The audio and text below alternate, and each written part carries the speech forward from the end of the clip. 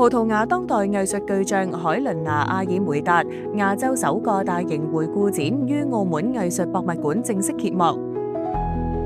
展覽展出藝術家大約42套，共190件原作，以及14套由內地同埋澳門藝術家受阿爾梅達啟發嘅創作，